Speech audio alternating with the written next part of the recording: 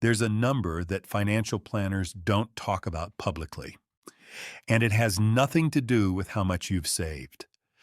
Nothing to do with the stock market. Nothing to do with your 401k balance. It's a number that determines whether you'll get to actually enjoy retirement or just fund one you're too tired to live. That number? 58. And what happens around that age is something most people will only understand when it's already too late to do anything about it. Here's the thing about money advice. Everyone's obsessed with the accumulation game. Save more, invest more, compound more. But almost nobody talks about the deployment game. When do you actually get to use this thing you've been building for 30 years? Because here's what catches people off guard. The window where you're healthy enough, energized enough, and mobile enough to actually enjoy your money. It's way smaller than anyone thinks. Research calls it the golden decade. Ages 58 to 68. 10 years. That's it. That's the span where most retirees have the mobility to travel, the energy to explore, and the health to do whatever they want. After 70, things change. Fast. Hikes get shorter, trips get harder. Playing on the floor with grandkids becomes something you watch other people do. Driving long distances becomes exhausting. Walking 18 holes turns into riding a cart, then turns into watching golf on TV. This isn't pessimism. This is biology. Now here's where it gets uncomfortable. Most people around 58 are still working, still grinding, still chasing that one more raise or one more bonus, or just a few more years to pad the nest egg. They think they're being responsible, building security, being smart. But what they're actually doing? Trading something they can never get back for something they probably already have enough of. Think about that math for a second. Every year you work past the point where you have enough, you might grow your portfolio 5 or 6%. That's great, but that same year costs you roughly 10% of the healthy, high-energy years you have left. Your money compounds, but your body doesn't wait. The cost of that trade-off compounds faster than any portfolio ever will. And this is the part that really gets people stuck. The fear. If I stop working, I'll be eating into my savings. Here's the problem with that fear. Savings were built for exactly this. That's literally why they exist. The point was never to hoard. The point was to deploy at the right time. Spending your savings in your 60s isn't cannibalizing your portfolio. You're activating the tool you spent decades building. You're using the money exactly as it was designed to be used. The danger was never spending it.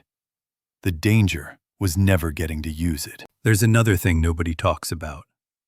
Time isn't just time. There's time on paper, meaning how long you might technically live. Then there's usable time, which is how long your body cooperates. And then there's high-quality time. The years with full energy, full mobility, full freedom. These three are not the same thing. They're not even close. Someone might have 25 years of life left, but only 12 usable years, and only 8 truly high-quality years. And if you spend those 8 years in meeting rooms and conference calls because you wanted your number to be slightly bigger, what exactly did you win? You can delay your retirement. You cannot delay your aging. The calendar doesn't negotiate, so why do people keep working when they don't need to? Because markets feel shaky, interest rates feel uncertain, inflation feels scary. Election years feel unstable. But here's the secret that seasoned investors understand. Those conditions never disappear. Ever. There is always something. Trade wars, tariffs, recessions, global tensions. The wall of worry is permanent. Perfect conditions for retirement don't exist. They never have. They never will. The question isn't, when will conditions be right? The question is, does your plan work even when conditions are imperfect?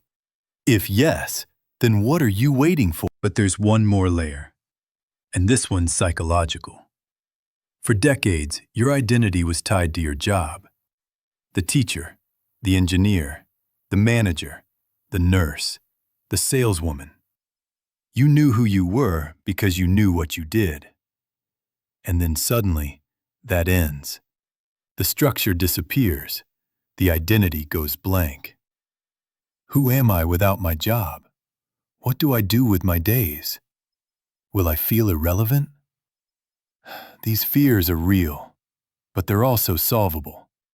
And they're definitely not worth trading your healthiest years for. Your identity was never your job title. That was just a convenient shortcut.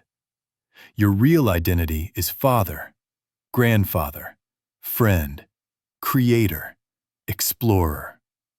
All the things that got pushed to the margins while you were busy working. Here's what happens in real life. After years of watching people make this decision, one pattern shows up again and again. Nobody regrets retiring too early, but a lot of people regret staying too long. The most common phrase? I wish I had more healthy years. That regret only becomes visible after it's too late to fix. So here's the question. Are you ready? Your spending is mapped. Your income sources are calculated. Your portfolio is stress-tested. Your healthcare is covered. You've thought about what you'll actually do with your time. You've replaced routine with purpose. If those pieces are in place, the risk isn't leaving. The risk is staying. Money can wait. Health cannot. The window doesn't last. And if you're anywhere near 58, the biggest financial risk isn't in the market. It's running out of time you're healthy enough to use.